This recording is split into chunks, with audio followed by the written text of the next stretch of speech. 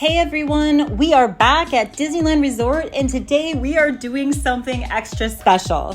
We're doing early entry rope drop at Disney California Adventure Park. So grab a cup of coffee, sit back and relax, and come with me. So here we are at the one, the only California Adventure Park.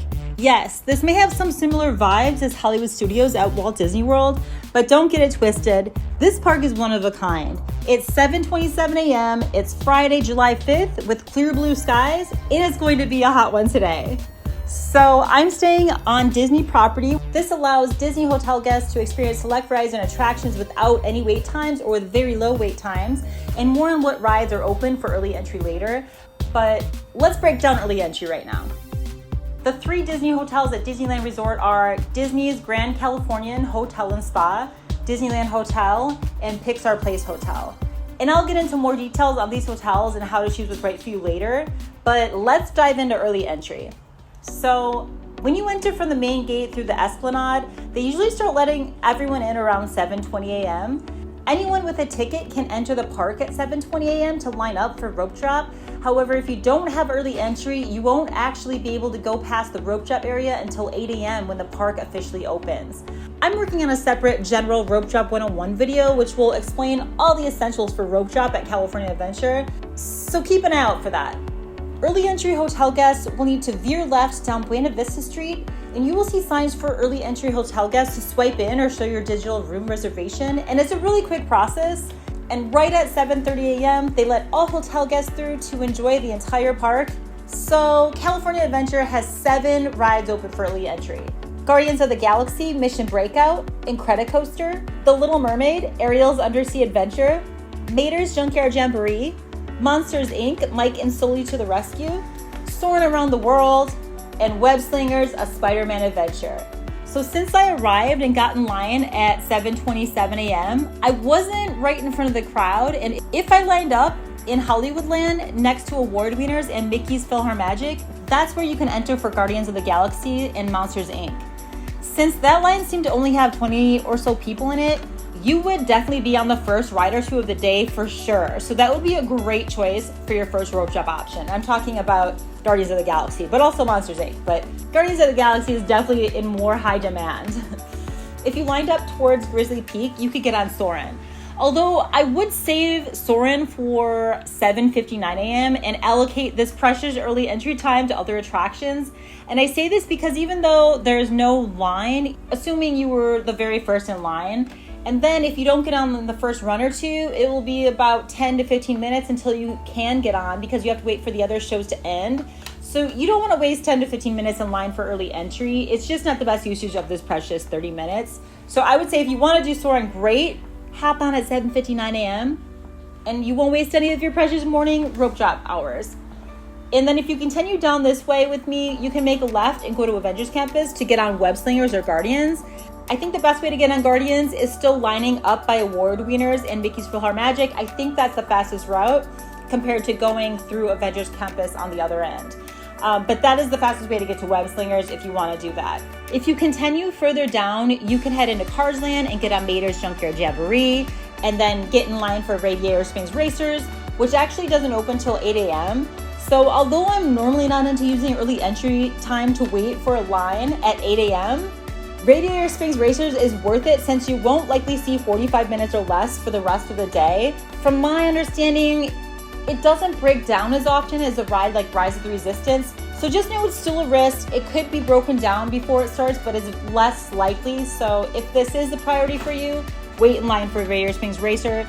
Get in line by 7:59 a.m. so you beat the regular rope drop crowd who's also going to be rope dropping it. But you could still theoretically get on another ride or two like Incredicoaster and Guardians and then get in the line for Radiator Springs Racers just so you get to allocate some of your early entry time to actually riding rides and then getting in the line for Radiator Springs Racers. I hope that makes sense. And then continuing on even further down, you'll make it to the hub to get on the Incredicoaster if you just make a left through Pixar Pier, or veer right to hop on Little Mermaid.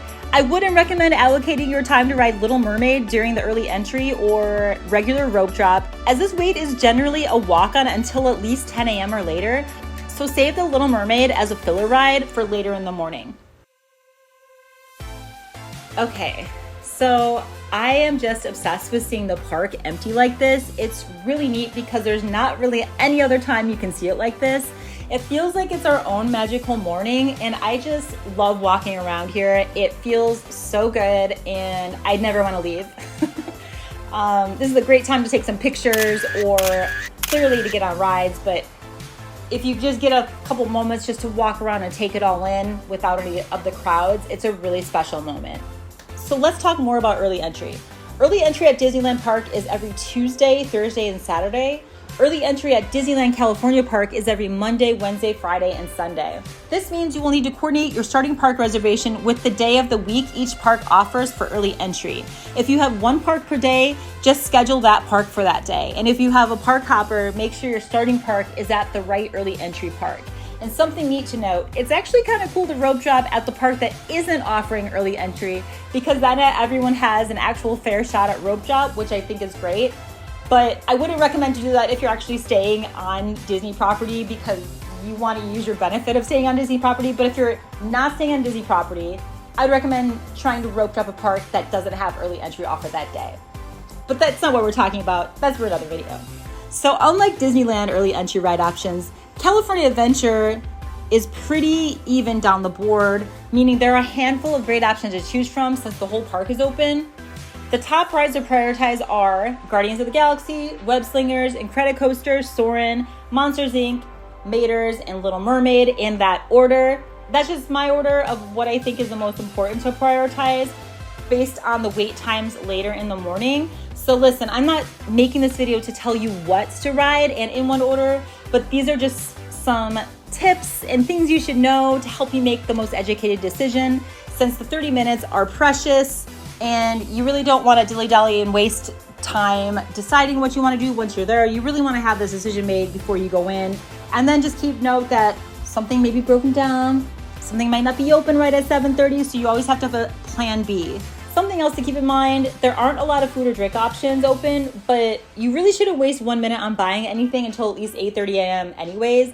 But if you must, the cappuccino cart, which is in between Cars Land and Pixar Pier, that's open, and try to wait until at least 8:30 a.m. if possible, because again, you don't want to waste time ordering food, drinking in that first hour of early entry rope drop and then transitioning into regular rope drop.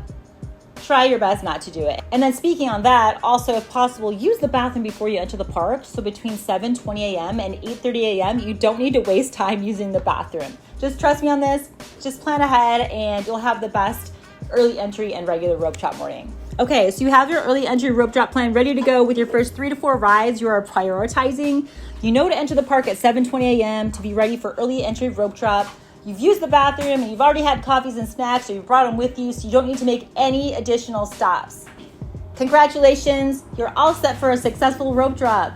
Just keep it casual and know that Incredicoaster can be broken down or delayed, so keep your options open with a plan B at all times.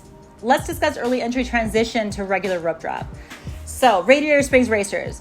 You can line up just outside the ride entrance. Just keep in mind the ride may not open on time. It usually does, but just FYI. Goofy's Flight School. You'll be able to walk on. All the regular rope droppers are headed to Radiator Springs Racers, Guardians, Web Slingers, and Incredicoaster, so this will be a great walk-on ride if you already did the other rides at early entry. Toy Story Mania. This is also a good one to ride between 8 and 8:30 a.m. It is less popular than the others, and the line will get longer starting at like 8:20, 8:30. Pixar Paddle Around, the Wheel of Death. Great to ride between 8 and 9 a.m. before the line gets longer. This line is notoriously painful as it moves so slowly because the wheel has to rotate 2 times before they let everyone on and off. So any way to avoid that long standstill is recommended. Luigi's. This ride tends to get a long line for some reason. Like I just thought it was 45 minutes and it's technically a kid's ride. So it's not worth 45-minute wait. So I recommend to hop on between 8 and 8:30 a.m. if you did all the other big ones at rope drop. Rides that aren't included in early entry, but you still don't need to rush to between 8 and 9 a.m. Grizzly River Run. This usually doesn't get a line until 10:30 a.m. or later when it starts to get hot. So just hop on that a little before 10:30, you'll be good to go. Jumpin' Jellyfish. Ride it before 10:30 a.m. to avoid a line, but the wait is usually 10 minutes or less throughout the day. And just keep in mind it is technically kind of a kid's ride, but if you're afraid of heights, it's kind of scary. So if you're prepping up for Guardians of the Galaxy, this is a good starter ride. The swings, again, ride before 10 to 30 a.m. to avoid a line, but no rush doing this first thing in the morning. This is just something as a filler ride later on in the morning after you've done all the major rides at Rope Drop. Inside Out. If you have little kids, get on this between 8 and 10 a.m. so you don't have to wait in line, but it's really not worth waiting in a line at all. So even with kids, like, I don't know, 5 minutes tops, just don't allocate too much time for waiting for this and you'll be good to go. Golden Zephyr, just save yourself the pain and don't go on it. Unless you like to spin in a boring circle, then that's all you. But, get on it again before 10:30 a.m. and you should get on with maybe a 5 to 10 minute wait. Jesse's Carousel. This is the carousel in Pixar Pier. This usually has a 10-minute wait or less throughout the day. If you get on it again before 10:30 a.m., to avoid the line, that's a good call. And just remember at 11 a.m., that's when park hoppers are able to come over from Disneyland. So that's why I'm saying up to 10:30 a.m. because, so early entry is 7:30 a.m., general road shops 8 a.m., and then everyone starts filtering in the park. And then by 11 a.m., the Disneyland rope droppers come over. So if you can get all your rides done by 11 a.m., that's the way to do it. And with early entry, you really can. You can have the whole park done by 11 a.m. So use your time wisely and you can get it all done and then hop over to Disneyland if you have a park hopper. Or just enjoy the rest of your day at California Adventure, ride some more rides or go back to the hotel, swim for the day and then come back in the afternoon, watch some parades, yada, yada. So now let's talk hotels. The Grand Californian is the closest to the parks and actually has its own entrance into California Adventure. The best part about Grand California is the distance to the parks. It is so close because it actually has its own entrance into California Adventure. Your legs will thank you after a long day at the parks. It's so close to downtown Disney, it's so close to DCA, and it's also close to Disneyland. You just have to walk across the Esplanade and you are there. It is the most expensive generally out of the 3 hotels, but if you look on weekdays and off seasons that aren't holidays, that's probably when you can find the best deals. I've seen prices $700 to $1,100 a night, depending on the day of the week and season. So you just got to keep looking out for good deals. Disneyland Hotel. So the Disneyland Hotel is a bit further than Grand Californian and Pixar Place, as you need to walk through the entirety of downtown Disney to get to the main gates. And let me tell you, it's not that bad, but the walk back after a long day, it's rough. The walk to it in the morning isn't bad because you're excited, but you can take the monorail. However, I didn't take the monorail for early entry because I'm insane and I was worried I would not arrive to the park by 7:30. So I thought I was going to miss a few minutes of the early entry. So I just walked it instead to make sure I was in the park on time. So let me know if you've tried the monorail and you got into the park before 7:30 a.m. on the monorail. I would love to know that. And then just note, if you're taking the monorail back to Disneyland Hotel from Disneyland at the end of the night, just know there's going to be a line after the fireworks. So it might not even be worth it. It's easier just to walk. So I never took it back at the end of the night unless it was like later, like 10 or 11 p.m. But I always just took it during midday when there was like no line for the monorail. And that was the easiest time to take it. Pixar Place. Pixar Place is across the street from California Adventure, but technically closer than Disneyland Hotel. And it also has its own pseudo entrance into California Adventure. So Disneyland Hotel is probably like the medium price. It's probably $100 or $200 a night less than California Adventure on any given night.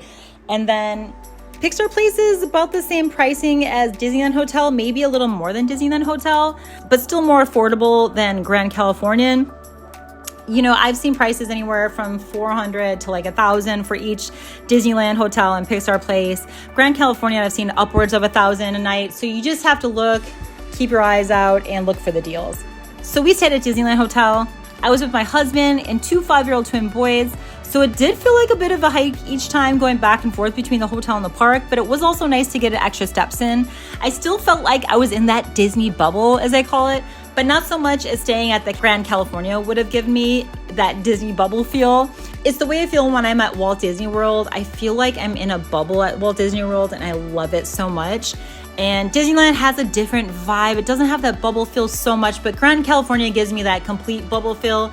Disneyland Hotel gives me like medium bubble feel. So with that, I think that's the gist of early entry at California Adventure. Do you have any clarifying questions? Please let me know in the comments. I'd love to provide any additional insight or add more details on anything I didn't already talk about.